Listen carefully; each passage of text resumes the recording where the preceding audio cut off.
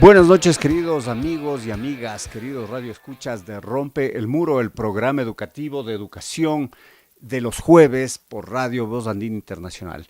En esta noche, como cada jueves, tenemos un diálogo de temas interesantes, apasionantes, vinculados con la educación, con la sociedad, con las letras, con la cultura.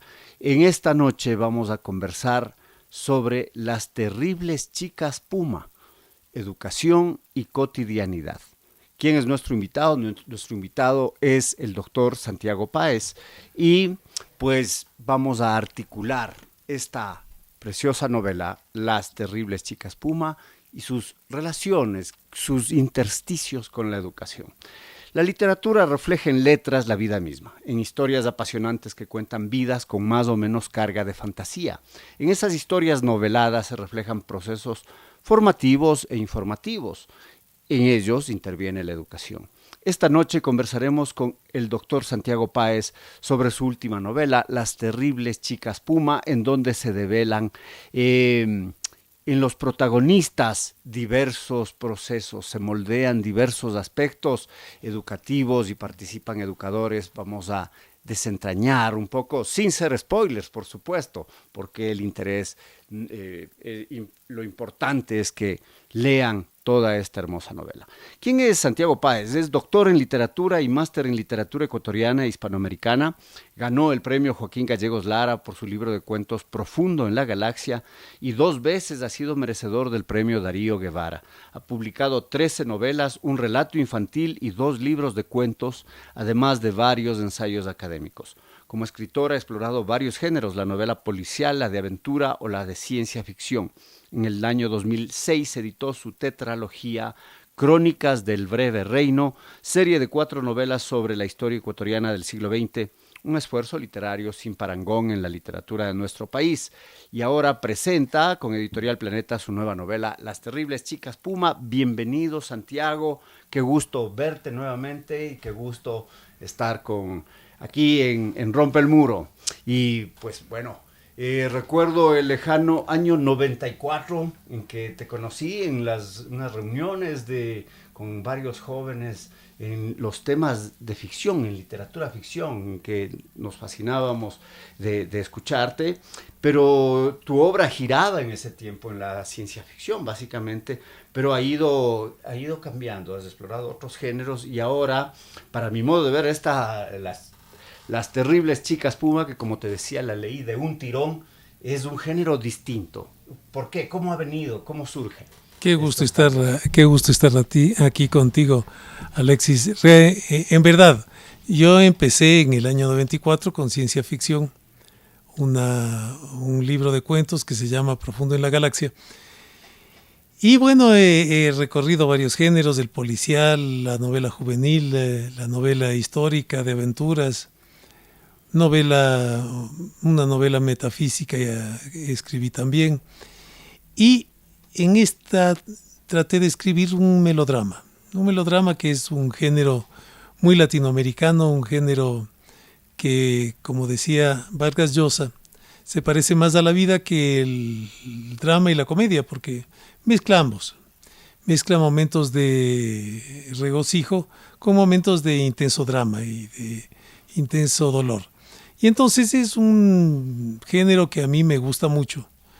No había experimentado con este género y quise experimentarlo a través de la vida de 4 muchachas, de 4 mujeres, 3 más jóvenes, una mayor, que habían tenido, que han tenido a lo largo de sus vidas experiencias muy intensas, experiencias que les han llevado desde momentos que a veces son hilarantes, graciosos, hasta momentos en los cuales han estado en riesgo, en serio riesgo, incluso físico. Y eso es lo que se trata aquí. Son 3 primas y una tía joven, que se cuentan sus vidas. Y cómo esas vidas que se han llevado más o menos distantes unas de otras, acaban expresando formas distintas de enfrentar unas sociedades que son definitivamente hostiles para ellas. Y sin embargo, ellas han conseguido enfrentarse con esa sociedad y salir bien libradas, diríamos. Sí, en efecto, son 4 mujeres, una tía, 3 sobrinas, que sus vidas van más o menos formalmente, transcurren de una manera más o menos formal en distintos casos, y que interactúan en sus diversos espacios de diversa manera, ¿no? Que sin ser spoiler, ¿cómo, a más de lo que nos has dicho, cuál sería un eje conductor de las terribles chicas Puma? Todas han tenido que enfrentarse con hombres que han tratado de dominarlas y de abusar de ellas. En el caso más dramático es el de la tía, que ha sido su propio padre. En el otro caso ha sido su jefe, en el otro un novio, y en el caso que abre las historias Estefanía. es de Estefanía, que es la prima mayor, diríamos, es su esposo, ¿no? Todas se enfrentan a esas situaciones y todas lo hacen con un gran denuedo, con valor, y salen bien libradas, como te decía. Y se cuentan estas historias, eso es lo que me interesó, que fuera una especie de evocación de los cuentos de Boccaccio, por ejemplo, en las que son personas que, apartadas del mundo, recluidas en un lugar porque están en la hostería de la que es dueña la tía, se cuentan sus experiencias. Entonces cada una cuenta su relato y ahí se va viendo la historia que ha atravesado. La historia que es el entorno del inicio de la familia, básicamente, ¿no? Son sobrinas de Estefanía. Son sobrinas de Estefanía.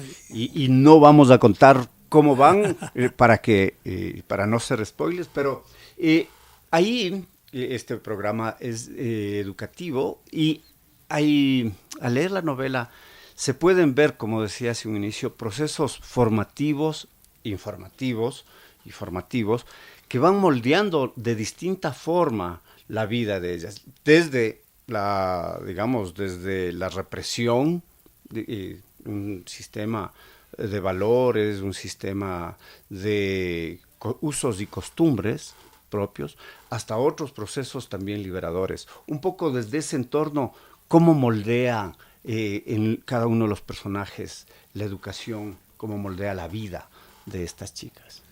Bueno, yo me sentí identificado con esas mujeres en la relación que más o menos pueden haber tenido con las sociedades, o si quieres con la educación formal. La educación formal para mí siempre fue aquello contra lo que yo me formé. Te pongo un ejemplo.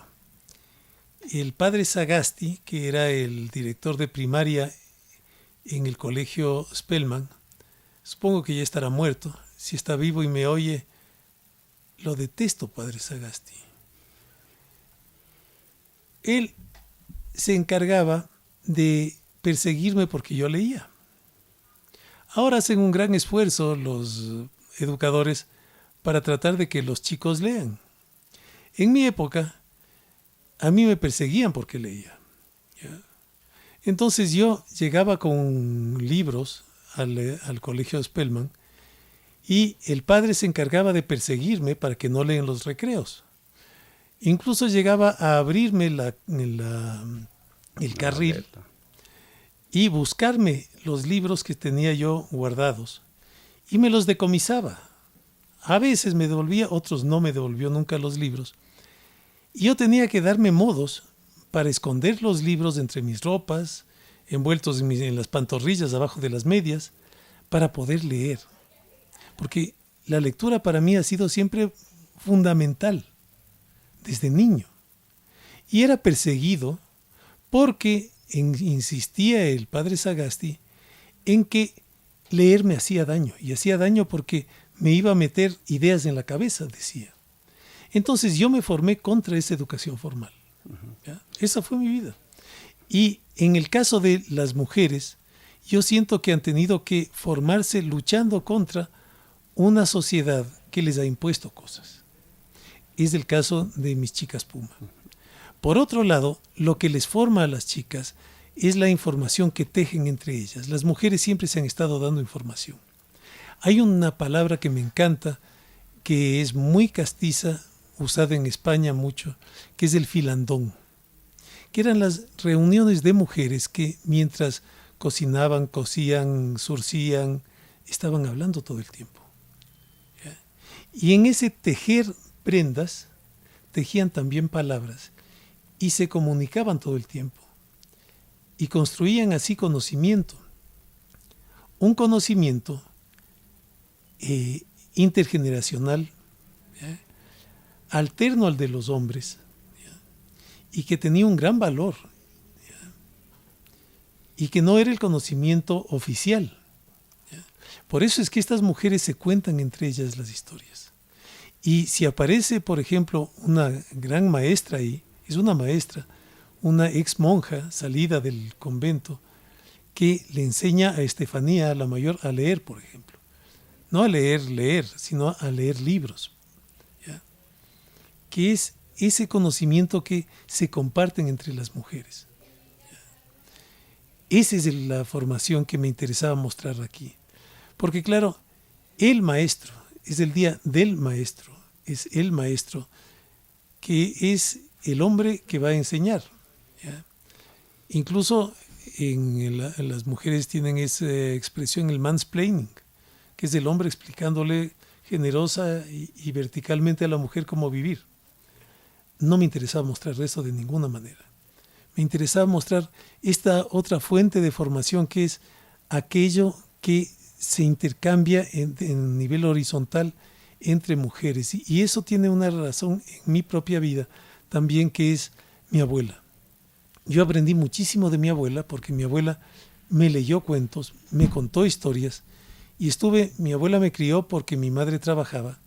Yo estuve con mi abuela, mi hermano y yo estuvimos siempre con mi abuela materna, que fue quien más nos enseñó. Entonces, esa voz de mi abuela, explicándomelo todo, desde su perspectiva de una mujer que no había hecho más que la primaria, porque mi abuela nació en 1904, así que en su generación no pasaban de la primaria las mujeres. Esa cultura, que es la que ella me transmitió, llena de mitos, de visiones legendarias de la realidad, de explicaciones legendarias para la historia, que después mi abuelo paterno, en cambio, me explicaba desde una visión de doctor. Él también era doctor, yo soy doctor, y claro, ser doctor es ser tener el docto y el maestro, el magister, ¿no? Entonces, la otra visión, quise poner eso ahí, ¿no? Esa visión soft, esa visión que se disgrega y que disgregada puede colonizarlo todo con mucha más, como el rizoma, ¿ya? Uh-huh. Eso es lo que me interesaba. Y varias cosas de lo que acabas de comentar. Primero, ¿por qué? ¿Qué leías? ¿Leías marxismo? ¿Leías? Pero sí tenía, ¿qué cosas leías para que te impida el padre 11, Sagasti? 12 años. Ajá. Leía Julio Verne.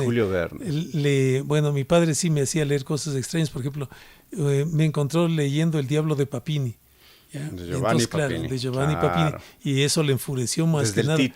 Desde el título. Pero leía básicamente las cosas que podía leer un niño, pues, ¿no? Emilio Salgari, Sabatini, Julio Verne, había Enid Blyton, que era una gran escritora de relatos de aventuras, o leía Richmal Crompton, las historias de Guillermo.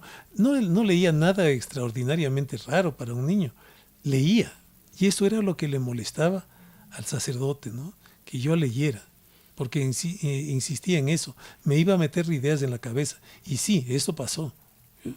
Leer Exacto. te mete ideas en la cabeza. Exacto. Y que quizás las ideas liberadoras no eran del gusto de la estructura, ¿no? Claro, las una ideas, escolástica las particular. ideas no son del gusto de las personas que tratan de imponerte una sola visión del mundo. Su cosmovisión. Es importante lo que tú mencionas sobre estas este conocimiento, este saber transmitido desde las mujeres, que no es aceptado, entre comillas, por la academia, que no es muy reconocido o valorado en su dimensión, ¿no? ¿Y tú crees que eso se prefigura en la cotidianidad hasta ahora o la comunicación, el acceso a la academia universal ha hecho que ese conocimiento particular de las mujeres que tú contabas se haya diluido? No lo sé, no creo que diluido, porque las personas siguen hablando y siguen comunicándose en varios niveles, y habrá un nivel que no sea el académico, y yo creo que en eso no me meto ni tengo por qué. Creo que las mujeres, el feminismo tendrá que interrogarse sobre si están valorando ese discurso o no. No es mi papel. Yo lo que hago es escuchar. He escuchado siempre mucho a las mujeres. Siempre he tenido más relación con las mujeres que con los hombres. Los hombres siempre me han parecido rústicos, rudos, y he tenido... se ponen a hablar enseguida de fútbol o de cosas toscas que no me gustan, y entonces siempre en las fiestas acabo reunido con las chicas hablando de cosas que sí me interesan. Los hombres acaban hablando de cosas soeces y poco comparto. Es importante entonces también, y eso lo dice Santiago, es un rol para las investigadoras de mirar ese conocimiento otro que ha estado latente de generación en generación, que pervive, que genera incluso procesos efectivos en la colectividad, más efectivos que los decretos o las imposiciones que pueden ser masculinas, ¿no? Sí, yo no sigo las investigaciones sociales en los últimos años, me he dedicado más que nada a mi propia escritura, y supongo que habrá y que lo estarán investigando, ¿no?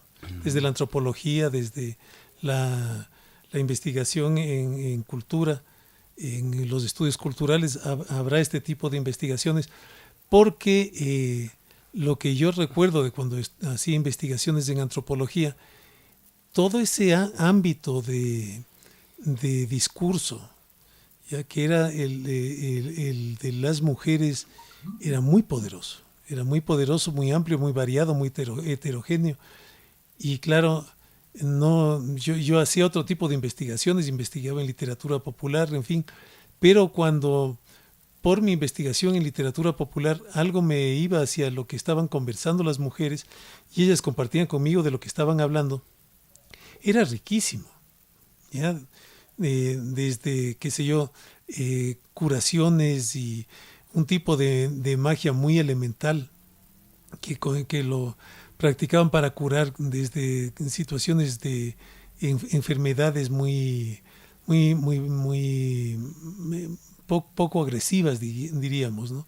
Qué sé yo, el espanto de un niño, en fin, ellas sabían curar ese tipo de enfermedades y tenían un conocimiento vastísimo.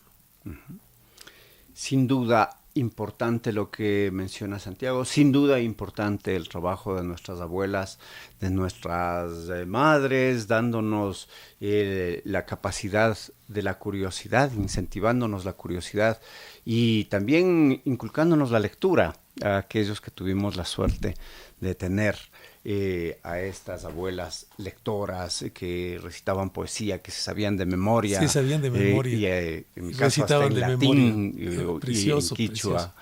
Y bueno, continuando con estos nexos, Santiago, nos decías ese entorno particular que se da en ese diálogo en la hacienda de la tía, que no voy a decir el nombre, en la hacienda de la tía de las sobrinas, de las primas, entre ellas, sobrinas todas de la tía dueña de la hacienda. Y sin embargo, ahí hay maestros de distintos órdenes, maestros en el distinto y amplio sentido de la palabra. Hay a una de ellas que es muy formal, de pronto aparece una bibliotecaria que le muestra los libros, ya una señora grande, ¿no? Una señora con hijos grandes descubre y se enamora de la literatura. Hay un tío, en cambio, que desde muy pequeño inculca la lectura a otra, y así diversos. ¿Cómo ves de dónde salieron? ¿Cómo quisiste poner eso y plasmarlo? Bueno, la, la monja que ha dejado de ser monja, que es bibliotecaria, y yo recuerdo, para empezar, yo camino mucho y caminaba por la noche por la comuna, más arriba de la Gasca.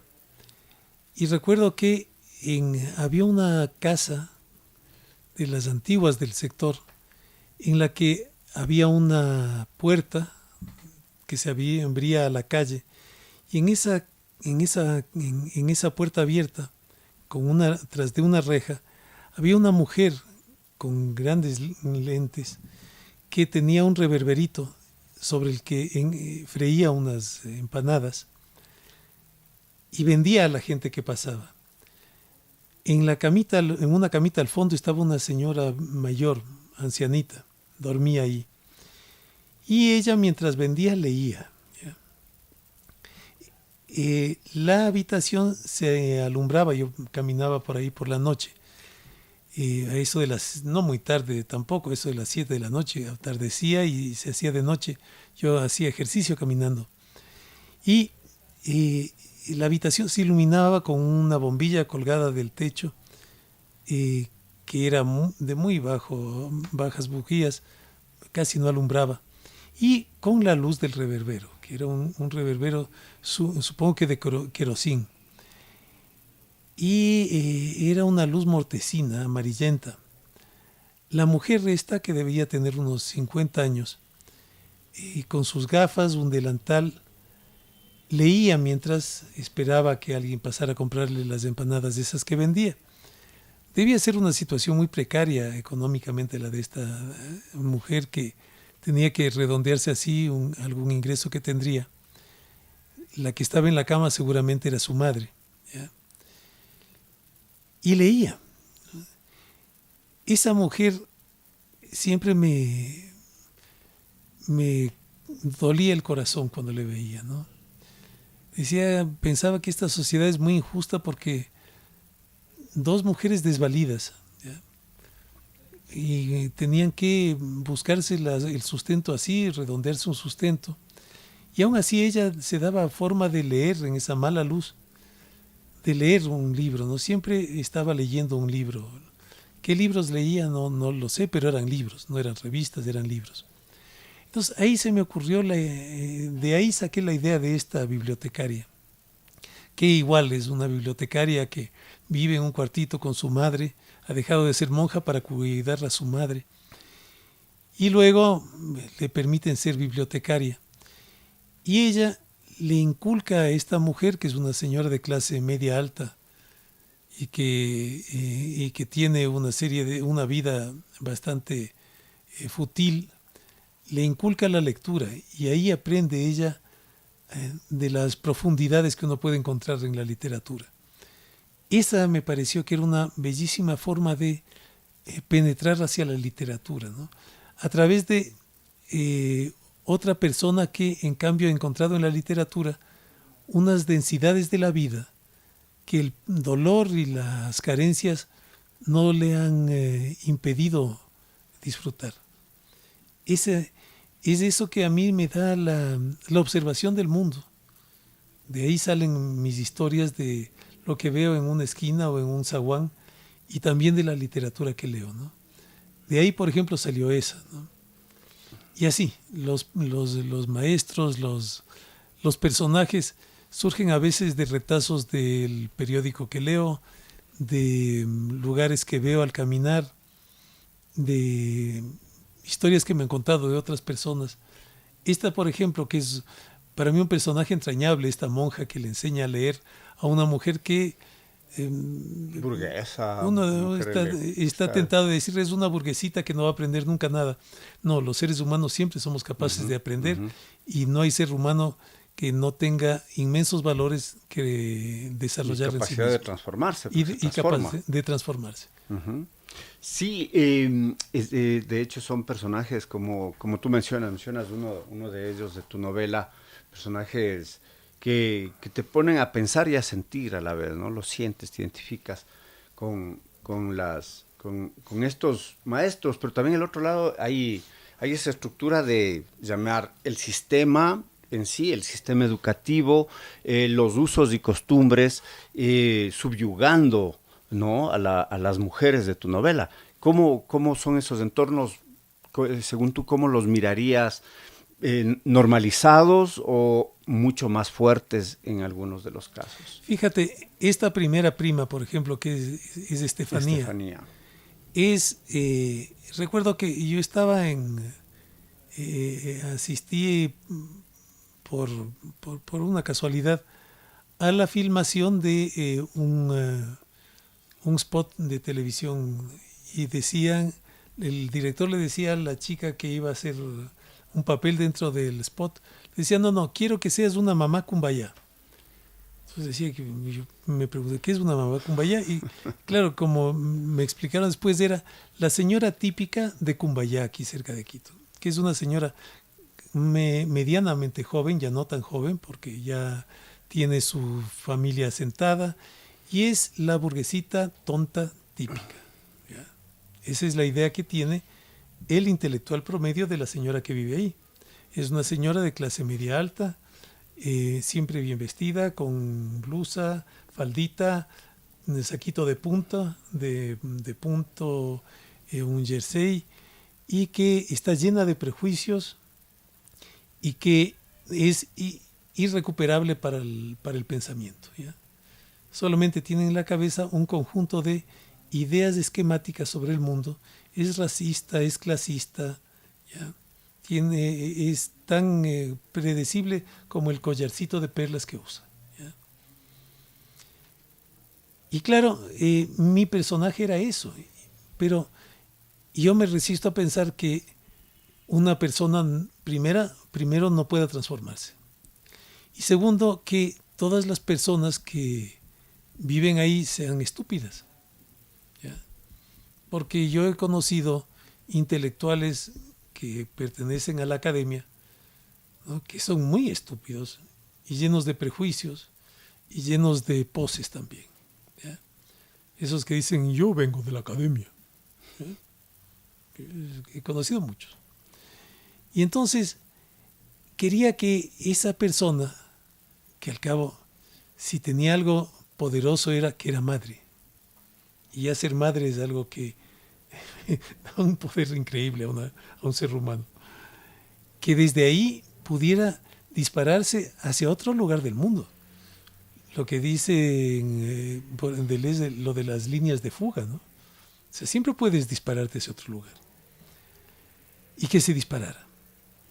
Y que se disparara desde el dolor de haber perdido de alguna forma a sus hijos, de no haber sabido comunicarse con ellos, y que en ese dolor se encontrara con la literatura. ¿Ya? Con la literatura, con el arte, con esta otra mujer tan distinta de ella, que es esta social, monja. Culturalmente. Social, culturalmente, hasta en edad. Uh-huh.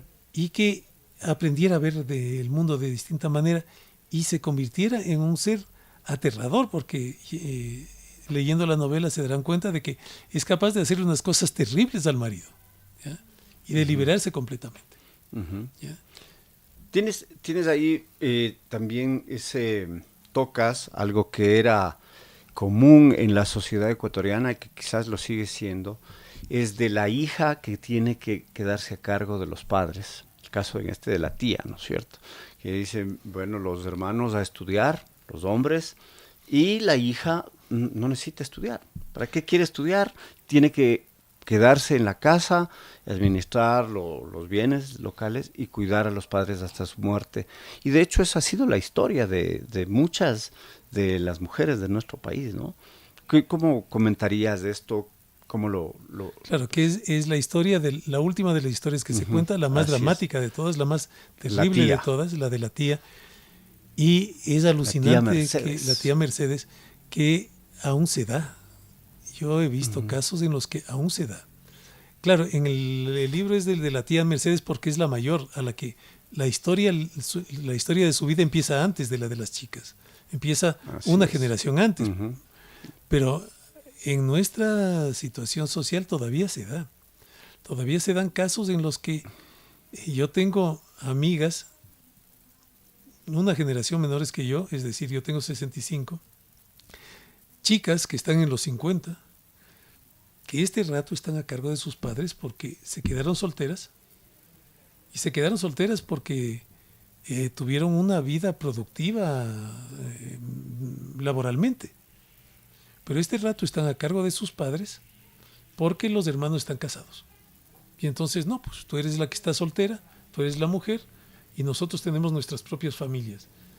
Y están a cargo de sus padres, ¿no? Entonces, ¿se imaginan? Es algo delirante. ¿Ya?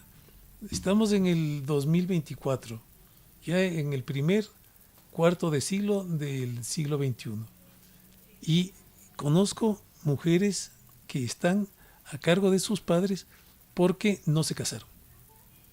Y entonces los hermanos que sí se casaron y sí tienen, entre comillas, una vida, no, pues tú te haces cargo de papás. Entonces, ¿no? Y al mismo tiempo era parte de la educación, de los procesos de la educación de las mujeres, lo describe Ana María Gottschel en su estudio, de cómo las mujeres no tenían, era un gasto ponerlas a la escuela, ponerlas a estudiar, ponerlas en el colegio, o sea, no era necesario. Si se va a casar, ¿para qué la voy a, en el otro caso, ¿no? Si va a ser mamá, si va a casarse, no puedo gastar el dinero en ellas, ¿no? Y se generaron, pues, a partir de la lucha de ellas mismas, procesos para que se eduquen las mujeres, para que se amplíe este acceso de ellas, ¿no es cierto? Realmente yo tengo compañeras que tuvieron que pagarse sus propios estudios porque la familia utilizó sus recursos para pagar los estudios de los hombres. Y entonces, no, por lo menos no se opusieron a que estudiaran, pero los recursos que tenía la familia para invertir en los estudios de los hijos se los llevaron los hombres, ¿ya? A las chicas les dijeron, bueno, si quieres estudiar, estudia nomás, hijita. Y tuvieron que, trabajando, pagarse sus estudios. Pero de ahí los boniticos recibieron el dinero. Pecados, exactamente. Pecados. Bueno, hemos conversado de esta historia y cómo surge la historia, cómo, bueno, el proceso creativo, vos sabes, es diverso, de pronto te viene una idea, pero de pronto la dejas, pasó eso, estaba ya esa historia sirviéndose o tal brotó y te sentaste imparable a escribir y fue, de hecho, parecería que no es pura fantasía, ¿verdad? Pero es una realidad velada, fenomenología total o todo junto. Bueno, verás, Alexis, lo que pasa es que yo estaba escribiendo una narconovela e iba bastante bien. Y en eso me di cuenta, de esto hablaremos algún otro rato, que escribir una narconovela como la estaba escribiendo estaba muy mal, porque era darle al mundo del narco, y esto fue antes del estallido que hemos vivido, era darle un lugar en el discurso que no se merece. Porque el narco es una realidad que revienta la sociedad, revienta el discurso, ¿no? Lo que yo estaba haciendo era como las narcotelenovelas, que le dan un lugar hasta simpático a los narcos, ¿ya? Y estaba mal. O sea, el patrón. Exacto, el patrón del mal. No lo he visto, pero sé que no, yo sí envié algunos capítulos y me di cuenta de lo que era. Entonces me di cuenta de que si quería escribir una narconovela, que luego lo hice, tenía que ser algo totalmente distinto. Tenía que ser algo que fuera tan ruptural del mundo y del discurso y de todo como era el narco, ¿ya? O sea, el narco es al discurso como una bomba a una pieza de granito, ¿ya? No es una tallada de granito, ¿ya? Es una explosión. La destroza. Entonces, eso mismo tenía que ser una novela que yo escribiera sobre el narco. Entonces, boté la novela que estaba haciendo, quedé en shock, quedé turulato, y dije, no, para poder salir de esto tengo que escribir algo que me divierta mucho. Algo que me relaje, algo que sea muy grato de escribir, ¿ya? Y ahí es que dije, voy a escribir un melodrama. Algo que me sea muy grato, muy agradable, muy relajante, algo que me haga feliz. Y esta novela fue eso. ¿Ya? Porque me divirtió. Por eso es que la escribí en 3, 4 meses ya. Me di cuenta de que podía elegir como personajes como modelos para mis personajes a mujeres que yo había conocido, personas muy agradables, muy Activas, valientes, fuertes. activas, fuertes, mujeres que yo admiraba, ¿no? Y dije, voy a irme por ahí. Y escribí en muy poco tiempo, no llegué fue como 4 meses entre tener ya el asunto completo y después el trabajo de pulir, en fin. Pero fue en ese tiempo. Fue para librarme de todo ese fracaso que había sido esa narconovela y así la escribí, ¿no? Quise escribir algo que me divirtiera mucho, que fuera fácilmente legible, ¿no? Por eso la escribí así, en esa estructura, y me divertí, la pasé muy bien escribiéndola, ¿no? Y creo que eso fue lo que conseguí hacer. Eso fue. Y en 3, 4 meses articulaste. ¿Y qué pasó con la novela El Narco? ¿Reposa en un anal de tu biblioteca o la has pulido? La escribí algo totalmente distinto, ¿no? Algo que es precisamente como te digo, es episódica, es un reventar de historias que proliferan, es algo totalmente distinto. Pero hay un personaje que parecería que es, pero no es, ¿no? Sí, en esta Sí. no, en esta ya no tiene nada que ver con nada. Ajá. Esa del narco es algo, primero las dimensiones, tiene unas más de 400 páginas. Y le entregué ya a un editor, pero es una novela difícil de editar, incluso por el volumen que tiene. Ya veremos, ¿no? Claro, sin duda, 400 Eso es. páginas ya tiende a ser una Sí, novela más intrincada, ¿no? es tiene algo así como 40 personajes, es algo como lo que es el narco, algo descomunalmente complejo, tiene muchas cabezas, muchas historias, de una violencia muy grande, en fin. Ahí, un poco dentro de este proceso, bueno, la literatura, tú sabes, ves un personaje y dices, mi personaje tiene estas características de aquella que que existe en la realidad, ¿no? Pero con otras de otra, etcétera. Pero al leer tu novela, por ejemplo, me sentí tocado dije, yo estuve aquí. De hecho, hay calles de mi infancia están en tu novela. Yo vivía en el barrio América y calles del barrio de San Juan, más arriba, la Canadá. Claro. Entonces, el Rayo existe. Claro. Y entonces, ¿cómo construiste esto? Porque el otro ¿dónde es Cotopaxi, la hacienda, es Chimborazo, es Cayambe? Se puede decir, si no, no se puede decir. La hacienda está hacia Cayambe. Ya. Hacia Cayambe es una zona en la que hay muchas hosterías y es una bonita zona para este tipo de hosterías. Pero de ahí, por supuesto, el barrio América y hacia arriba San Juan y todavía más arriba hacia Toctiuco, hacia el otro lado, más hacia el centro está El Placer, que son barrios que me gustan mucho y que yo he recorrido mucho, hice una investigación sobre la historia popular en Toctiuco.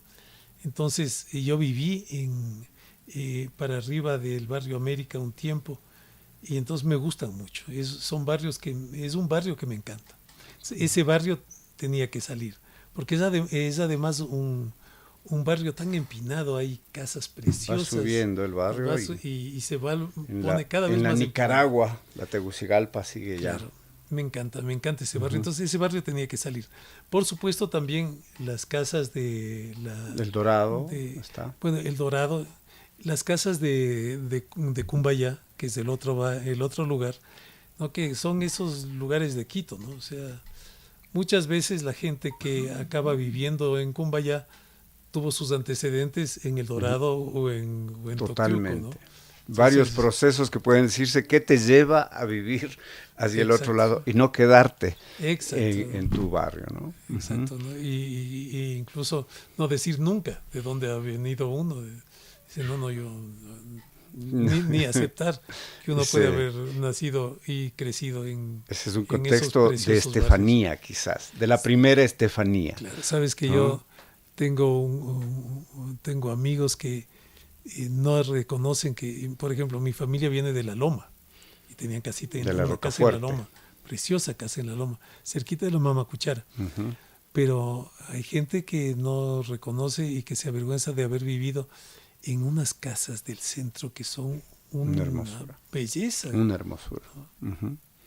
Sí, claro, en mi caso, pues el barrio América es presente y como dice Aníbal Troilo en su tango, ¿no?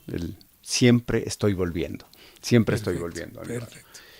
Y estamos, queridos amigos y amigas, llegando casi al final de este diálogo, del gusto personal también de reencontrar a Santiago, talentoso amigo de la juventud que nos inculcaba a un grupo de jóvenes la literatura ficción De y ciencia ficción, me de acuerdo. ciencia ficción precisamente, y también muy generoso en el comentario de mi novela Me en el acuerdo año de 2017. Arcanos Mayores. De Han pasado Arcanos. años. Han pasado, sí, 7 años ya desde que Sí. salió.